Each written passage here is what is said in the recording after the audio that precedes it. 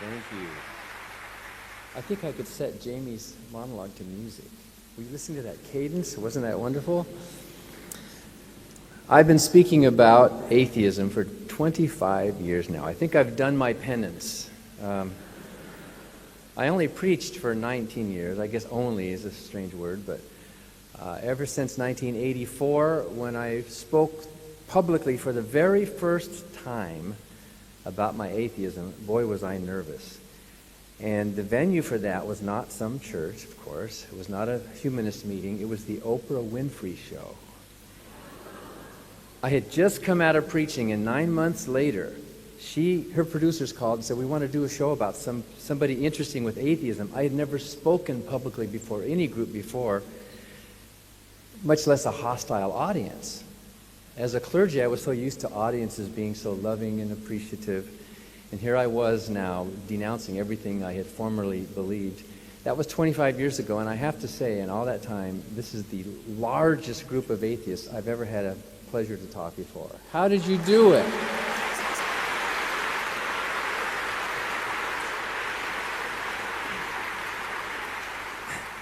And look at this. Did any of you have to be here? I mean, you wanted to, but are you afraid of hell? Did some organization tell you you have to come to this thing? Are you trying to gain brownie points in heaven? Isn't it amazing that this movement, this atheism, which actually is a non-movement, because a movement needs followers, right? And none of you are followers. We're all our own leaders. We're all egalitarian. Isn't it amazing how organically it just spreads up because we want to be? And the student groups are another example of that. Forming all over our nation, all over this country. I had the pleasure of meeting some of the student group leaders here today? Some of you university people? Yeah.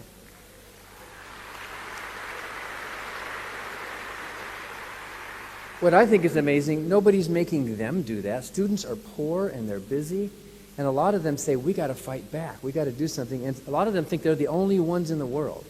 They form their group and then they realize, oh, there's more of us. It's this, what Phil Zuckerman calls, and Gregory Paul calls, a kind of organic atheism. Not from the top down, but for the people themselves thinking, deciding on their own voluntarily that this is important to me and this is why I want to be here. When I did my debate Thursday morning at Macquarie with Cardinal George Pell,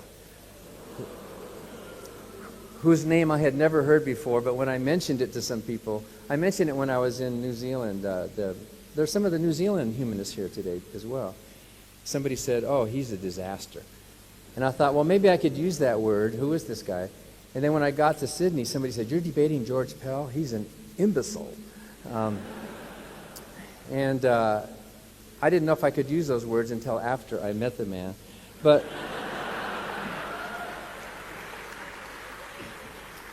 I have to say that out of all the things that happened, I was criticizing God and the morality of the Catholic Church.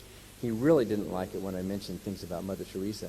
But I think what bothered him the most was being treated as an equal. He called me Dan and I call him George. His Eminence, the Most High Cardinal, all these honorifics. The title of our debate was, Without God, We Are Nothing. And I thought of saying to him, George, maybe it's true that without God, you are nothing.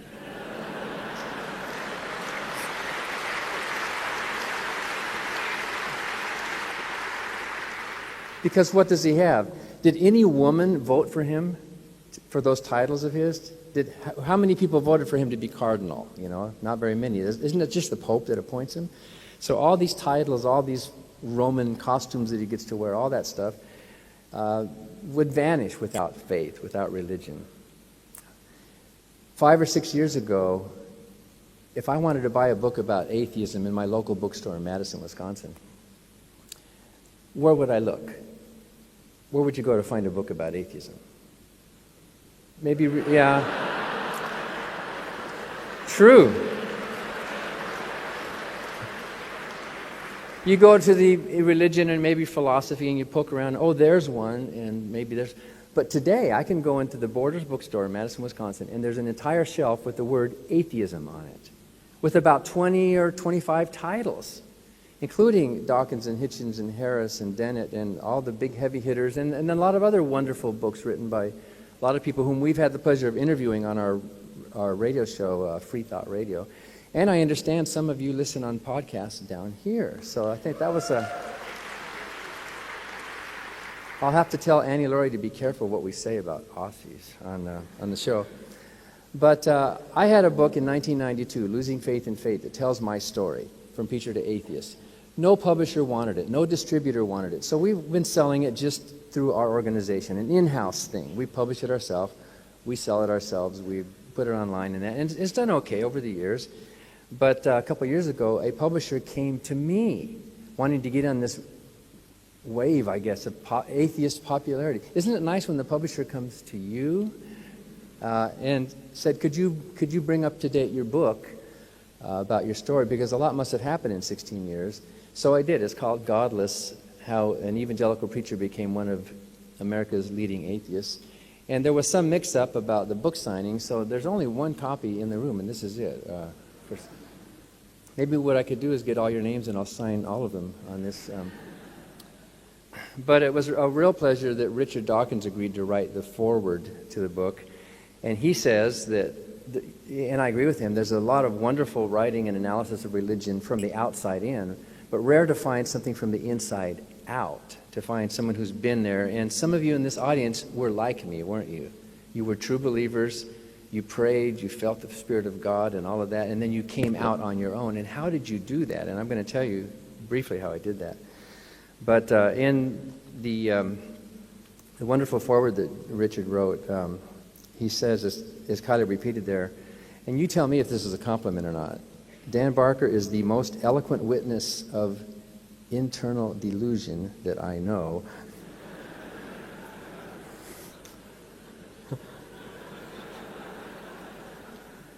A triumphantly smiling refugee from the zany, surreal world of American fundamentalist Protestantism. Dan was not just a preacher. He was the kind of preacher you would not want to sit next to on a bus. And that's true. I was that guy. Have you seen that guy around ever? Out on the street corners, on the park benches, knocking on doors? I was that guy. I knocked on doors. I thought the world was ending any minute, and you didn't know it, you poor, lost, blind heathens. You didn't know it, but you were secretly starving for the wonderful message that I had, that I was going to. It was your lucky day when God directed you to sit next to me on the bus. Really. After a little bit of talking, a chit-chat, I would look over at you and say, excuse me for saying this, but I can see that you really have some deep struggles in your life, don't you? How does he know? I got to tell you, the tactics of evangelism are crude and simple and transparent and embarrassing, but they work. If you want to be an evangelist, just do it. If you want to be a missionary, just do it. It works. There's all these people out there that are susceptible and gullible and wondering, and they see somebody like me who's confident. I know what I'm talking about. I have answers, and I'm religious. Most people go, oh, maybe I don't have the answers. Maybe he does. I would look over at you and say, you know, you're struggling with a personal relationship in your life right now. How does he know? And I know I used to feel the same way you do, and you're wondering about what's it all about? Why are you here? What's the meaning of life? What happens after we die? What is your purpose? Where do you fit in? How do you make sense of it all? I used to feel that way, like a ship without a rudder, and are you just trying to go day to day? Well, I felt that way too, but I have an answer, and the answer is Jesus. Thanks for laughing, but most people don't. I rarely had any doors slammed in my face. I rarely had anybody come back at me with any informed criticism. Where were you guys? I could have used a little bit of that. Maybe I did meet some atheists, but you just kept your mouth shut out of respect, right? Well, don't do that.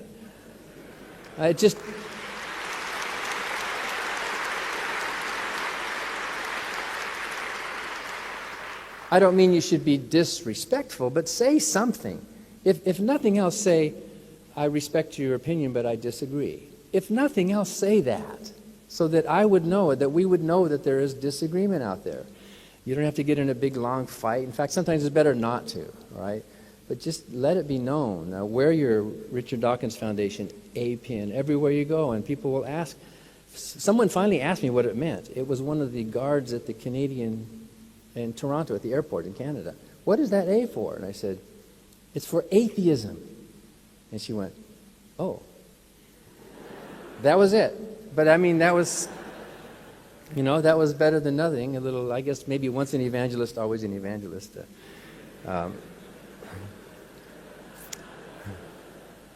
When I was 15 years old, I was sitting in a church meeting with an altar call and a call to the ministry. It was a charismatic church, and I was feeling the Spirit. I had already been born again. I had already prayed to Jesus to forgive me of my sins and to make me born again, all that. But what am I going to do with my life? What am I trying to, what do I want? And there's the verse they preached, to go into the whole world and preach the gospel to every creature. And I thought, yes, that's what I want to do. That's where I'm going to fit in. And I felt this amazing thing inside. And I prayed in tongues, and I can still pray in tongues, actually, and I won't do it here, but it's embarrassing. But you know what? It works. I can still pray in tongues right now, and every once in a while, every year or two, I'll try it just to see. It doesn't wear off. And as an atheist, I will close my eyes and I will get goosebumps. I will feel this presence in it's like a father figure right here talking to my brain. It will be like this peace that passes understanding, this sort of integration and inner joy that almost brings tears to my eyes. And it's a very real thing that happens with some people that are on this end of the bell curve of susceptibility to mysticism. Some of you don't know what the heck I'm talking about, right? Some of you went to church and you're looking around going, huh? Well, but some of you know what I'm talking about. Well, you're over here on this end of things, and I wasn't psychotic. I wasn't hearing actual voices. I wasn't insane. I was a smart guy. I wasn't crazy. I was deluded. It really is a delusion. But it wasn't that I had lost my senses or anything, but this thing happened in the brain, and I accepted what I was convinced was a call to the ministry, and I started preaching when I was 15. And I carried my Bible to school. I was instrumental in my Spanish agnostic high school teacher becoming a born-again Christian. And he and I started a club where we were ministering to others. I went down into Mexico. I went on missionary trips and evangelical trips. I started playing the piano in churches. And I got to tell you, there's an on-fire, talented young person in any religion, they put them up front, right? They want the young people up there to try to encourage others to join. So I was always out, almost every night of the week, preaching. And I wasn't very sophisticated at first, but, out of the mouth of babes, preaching the gospel. I became the choir librarian for Catherine Kuhlman, who was one of these big American faith healer, kind of tent revival faith healers who was very popular for a long time. And I sat right by her. Like on the stage, I was about 6 or 8 feet behind while she was doing her faith healings, and people were throwing away their crutches, and people were crying, and in the name of Jesus, you are healed. And people were, yes. I didn't know that a lot of them went home and died the next week. I didn't know that. But I had seen a miracle, right? And who could possibly deny the power of the miracle? I considered it so lucky that I was born into the right family, in the right country, in the right religion, at the right time of history, because Jesus is coming any minute. And I get to be a soldier on the front line of that army at the last time. Think of the meaning it gave to my life. Think how it made me feel special. And of course, I always said I was humble and he was everything, but I got to go out and do all these things, and I saw a lot of success. Maybe a little bit due to my talents, but I think a lot due to just the gullibility of people that come to church. They want to hear things like that. I went to Azusa Pacific University. I got a degree in religion. I got A's and all that, but I didn't care about that stuff. I wanted to be out on the street preaching. I thought, in one more day, Jesus is going to come, and then I got to preach one more sermon to get the souls in before. I didn't think I was going to live long enough to graduate from college or get married. Or when I was in college, Hal Lindsey, the author of that prophetic book, The Late Great Planet Earth. And I think he's still on TV, isn't he, doing his thing? He assured us in about 1970 that the second coming of Jesus could not possibly be any later than the mid-1980s. And I remember thinking, that late? I have to wait until the mid-1980s before Jesus comes again? I did graduate. I got what amounted to a minor in Greek, so I could kind of impress simplistic people with a little bit of Greek, but I was no great scholar. And I became an associate pastor of 3 different churches. One was a Friends Church in California, which is sort of the West Coast Quakers, a little more evangelical. Richard Nixon came out of that tradition and did him a lot of good. Then I went back into more of my dad's sort of background into charismatic and into I went into an Assembly of God church, which are Pentecostal. And I liked that. I'm glad I was with that church for a year and a half. They were very sincere, very sweet, kind of simple people, very emotional, but way too noisy for my tastes. I got to tell you, have any of you ever been to those meetings where there's all of the slain in the Spirit and the speaking in tongues and the hallelujah and the women are shaking on the ground and you wonder what they're shaking from on the ground there, but their hands raised and faith healings, and I participated in some faith healings, and boy, I got to tell you, if any one of you had come up to me back then and started to question what I believed, I would just sort of smile, shake my head, and say, "You don't know. You don't know what I have. You can criticize all you want, but you're the one who has the problem, not me. I have this presence of Jesus, and it's real and it's powerful." I used to preach that you don't need those feelings to be saved, but I was one of those people that had those feelings. And I got to tell you, if you believe in this deity already, and then you have those feelings on top of that, it's such an affirmation. It's just such a, it's a gestalt thing that happens. Like, yes, it has to be true. I served about 2 years in Mexico as a missionary, trying to convert Catholics into Christians. And now I think about the arrogance of us American Protestant missionaries treating this poor lost country below the border as this dark mission field that needed our help, right? I wish I could go back there and apologize. Well, I did meet some Mexican humanists once, and I formally apologized to them, and they took it. So I feel like that they took my confession, basically. But one of the churches I was at then sent me out as a cross-country evangelist. I spent 8 years traveling the country thinking any minute Jesus is going to come again, any minute. And we lived by faith. And do you know what that means, to live by faith? It doesn't mean just to have faith. It means to live every day by faith. We had, all our stuff was in storage. I was married. We were having little babies by then. And no income, no contracts, no health insurance, just no money, traveling from church to church, hoping to collect enough of a love offering. We didn't even charge, hoping there was enough cash in the envelope to get to the next church before Jesus came again. It was that kind of thing. I did that for like 8 years. And a week of meetings fell through. I wrote a musical that I thought the children could perform back in California, but a Christian publisher snapped it up. It was called Mary Had a Little Lamb. It's for Christmas. Now, don't laugh. Those of you who have deep theological understanding will get this. Mary's the mother of Jesus. Jesus is the Lamb of God. Get it? Okay. And that musical became a bestseller for that company. It was Man of Music, to my surprise. And I thought it was the work of God. See, God was blessing my ministry. And they asked for a follow-up. So I wrote one for Easter. And you know what the title of that was? His fleece was white as snow. Because the final Passover sacrifice, Jesus was this type of the final Passover sacrifice, and his death would be the final sacrifice for the sins of humanity, but you had to bring the cleanest, purest, unblemished animal. So his fleece was white as snow. So that also was a bestseller for that company for a while. And what happened was kind of interesting. In my mid-20s then, my ministry started to shift. And Jesus kept on not coming again. You know, every day I would wake up, oh, there's another day.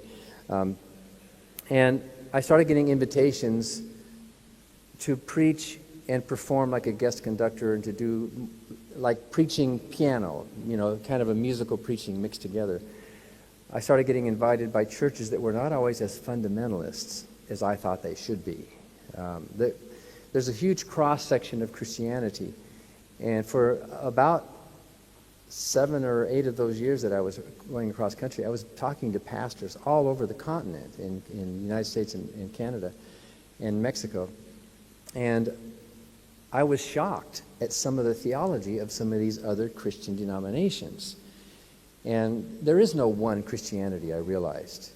There's probably as many Christianities as there are Christians. And as I started talking to some of these more moderate ministers, I was surprised that they would think that Adam and Eve were not actually historical people. And I thought, how can you let them be members of your church if they don't believe that? And it started a process in my own mind of looking not at atheism. If you're raised the way I was, you don't just wake up one morning and go, oh, ha ha, silly me, there's no God. Oh, how could I have been so stupid? I'm sorry. You don't do that. With me, it was this arduous process. It was a gradual thing, starting with meeting these other flavors of Christians. And what happened was, one of these early ministers told me, one of these ministers in the early part of that period told me that he thought Adam and Eve were historical, but some of the members of his church thought maybe they were metaphors. That just like Jesus made up a story, like the prodigal son, he made up parables, right? And it didn't matter if they were true. They were just parables that had an underlying moral message to them. So the early Israelites could have made up this parable about the early formation of the world and the human race. And it doesn't matter if Adam and Eve were true. It's the moral tale that matters. By the way, if you look up the word fable in the dictionary, it's described as a moral tale usually involving talking animals. Look it up.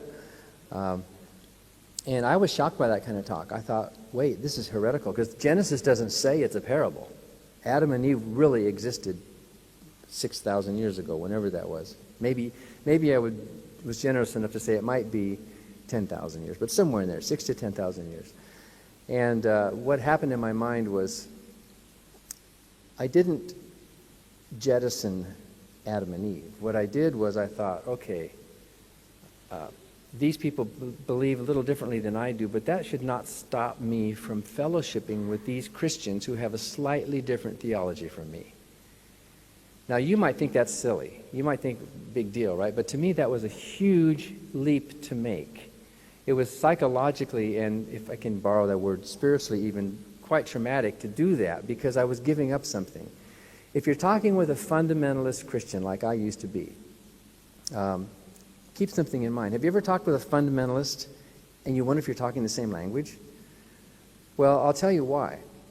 And not all Christians are like this, so I don't want to be accused of painting them all with the same brush. Many of them are moderate liberals and smarter and better than I was. But I was this fundamentalist, Bible-believing. The Bible is inerrant. It is true. The fundamentalist mindset is a binary brain. There's a verse in the Bible where Jesus said, I would that you would be cold or hot, because if you're lukewarm, I'll spit you out of my mouth. To us fundamentalists, there is no gray area. To a fundamentalist, there's no middle ground. It's either cold or hot, right or wrong, good or evil, yes or no.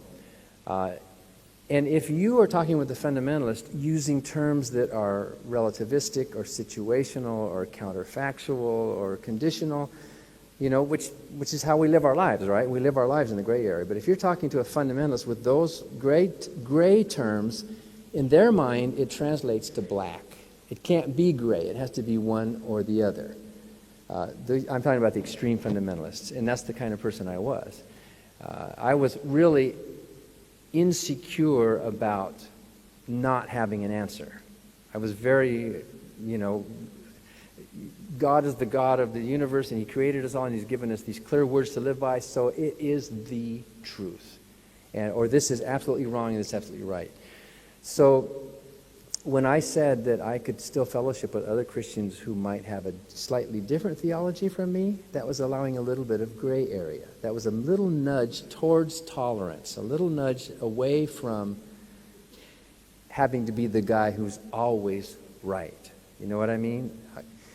And toward the end of this process that I went through, it took 4 or 5 years, I started to get embarrassed that I thought I was that guy who was always right, who had, or else if I didn't know the answer, that God had all the answers. It was sort of a humbling, that is what happened. And later I got to thinking, well, after centuries of religious division and fights and wars and killings and doctrinal differences, I'm the guy who has it all figured out. I'm the man. Every denomination across this continuum, there's thousands of them, Christian sects. Every one of them can open the Bible and they can prove to you, here, look, read what it says in the Bible here. Look at this. Ours is the right one and the rest are kind of off, right? They can all do that. Those of you who were raised in religion, couldn't your church do that? You could open the Bible, if you just read it right, we have the truth. And the others might be a little bit off, or they might be heretical even, or maybe not even Christians. It seems silly to you and me, but John Calvin had his friend and co-reformer Michael Servetus in the 16th century burned at the stake. And you want to know what the argument was? Listen to this. Here's 2 different sentences, and you tell me the difference. John Calvin said, Jesus is the eternal Son of God. But Michael Servetus, his equally anti-Catholic, pro-reformer, Protestant friend, said, no, John, Jesus is the Son of the eternal God. Do you see it? That got him killed. He got killed. There's a wonderful book, Out of the Flames, and there's some other books about that story. And Calvin could have stopped it, but at the very end, Servetus, as he was dying, they used green wood so that the death would take longer. He screamed out, Jesus, have mercy on my soul, thou Son of the eternal God, right? And Calvin knew exactly what he was saying when he said that, so he slammed the window and let him die. Little things like that, doctrinal things. Calvin didn't want his authority questioned. He questioned the horrible crimes of the Catholic Church, but then he turned right around. When he got power, look what he did with it. Well, every denomination within Christianity can point to their truth and everybody else is kind of off. And I started seeing that as I was getting invited to all these different churches across this continuum of Christian theology. And Paul in the Bible wrote, God is not the author of confusion. But can you think of a single book that's caused more confusion than the Bible? And I realized that, do I have to be right? And these people that I met who were more moderate, they weren't bad people. They had good families. They were moral people. And most Christians are moral people. Most Muslims are. I've done 5 debates with Muslim scholars so far, and I'm really impressed with their integrity and the kindness of the people. And what happened was that it started a process in my mind, and I'm smart, and I kind of delayed my education. If I had gone to a real liberal arts college, maybe it would have happened earlier. I started finding myself hungry to learn, to figure it out. I'm preaching about the evils of humanism, but I didn't know what humanism was. I just knew it was evil. I started reading some things, and around about the age 30, I thought maybe I should learn a little bit about science and maybe a little philosophy and maybe read some history, maybe instead of just preaching the end of the world. My sermons started to change from less hellfire to more love. I became a little more of a moderate, less preparing for the afterlife and more how to live our daily lives now. It was just kind of standard fare in most mainstream Christian churches. How do we live our lives and deal with each other? And the afterlife, is a thief in the night. So, and I remember once I was preaching at a church in East Los Angeles, and I wish I'd had a camera. The whole platform, this pulpit and the platform, there's a huge wooden painted sign above it that says, Jesus is coming soon. It was that kind of a church. And I noticed that behind it, the paint was peeling and there were cobwebs off. Wouldn't that have been a photographer's dream to get that? But Jesus wasn't coming soon. And eventually, as I moved across the spectrum of kind of growing up organically on my own, nobody was preaching at me. There were no atheist evangelists on TV. When was the last time an atheist knocked on your front door, right? Nobody handed me literature on a street corner. I didn't read any atheist books. It was just me and my thoughts thinking about it, wondering and analyzing it. And eventually moved clear across that spectrum where I realized, if the prodigal son is a parable, and if Adam and Eve are a metaphor, then maybe God himself is just one huge figure of speech. Maybe the whole thing is just one, and why not? If you're going to say there's metaphor in the Bible, where do you draw that line? So I popped all the way across, and I'm making a very long story very, very short here, but I finally popped all the way across. In the summer of 1983, I realized I don't have any reason to believe any of this stuff. I loved it. I was good at it. I realized that there's no evidence for a God. There's no good arguments for a God. There's no coherent definition of a God. There's no good replies to the arguments against a God. There's no need for a God. I realized all that, and I became this sort of secret baby atheist in my own mind. And by the way, I know some other clergy who are preaching in the pulpit right now who are atheists and can't tell anybody. And I get emails from them, and they use pseudonyms. And by the way, Daniel Dennett is working on an article exactly about that. Atheists in the clergy who can't leave yet for one reason or another, and some of them are torturing themselves. And I went through a period of 4 or 5 months of hypocrisy where I kept preaching. I knew I didn't believe it, but how do you stop on a dime? I had a calendar with invitations to preach, and I wasn't making a lot of money, but it was still a life. And I tell in the book about the very last time I did a sermon music up at a church in Auburn, California, where they told me before the meeting that they were really happy because Harry was going to be there. And I said, "Who's Harry?" They said, "Harry's the town atheist."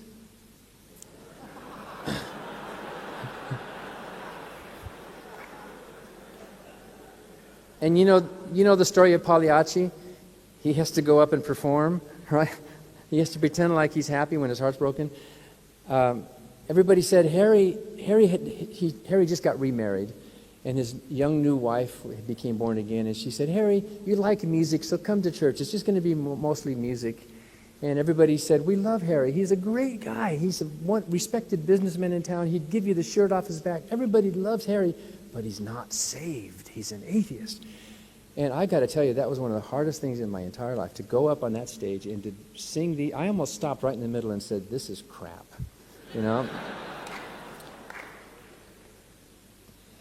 What would I have done? They hadn't yet given me my plane ticket home or anything. Would I just kind of walked out into the night? What would I have done? I just like forced myself. I just said, I can do this. Is show business. I can do this, right? And after the meeting, we went over to the pastor's house. This was December. And I was sitting by the Christmas tree, and there were some people invited, including Harry, whom I really couldn't even look at him. He was the first actual atheist, but I didn't even talk to him. I just sort of sat across the room. And the minister said, "Isn't it wonderful that we can all come together to celebrate the birth of our Lord and Savior, Jesus Christ?" And this voice across the room said, "Not all of us."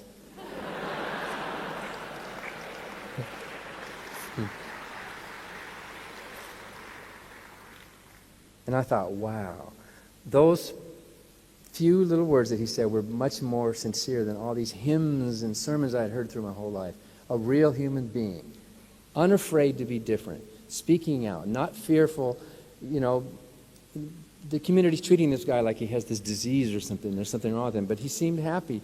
So I vowed I would never do it again, and I never did preach again. I went home and wrote a letter to all my friends and relatives and said, "I'm not. Well, you can invite me to preach if you want, but it's going to be a different sermon now."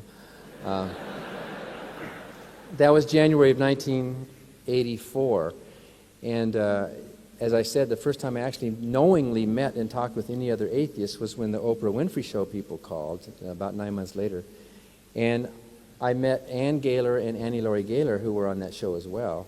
In fact, we have a videotape of the day we met, which is kind of cool. We showed our daughter, because Annie Laurie and I got married a few years later. And I could see how nervous I was to be in front of a hostile audience and preaching, and yet how relaxed I was that I had finally found something worth talking about. So that's a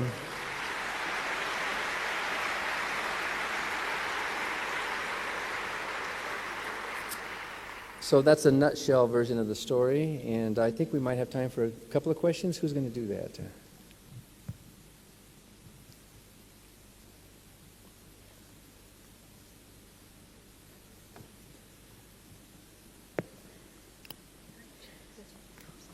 thank you.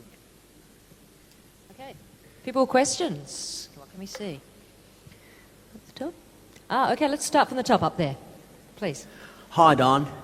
I'm wondering, how do you talk to Christians without coming across as like you're talking down to them?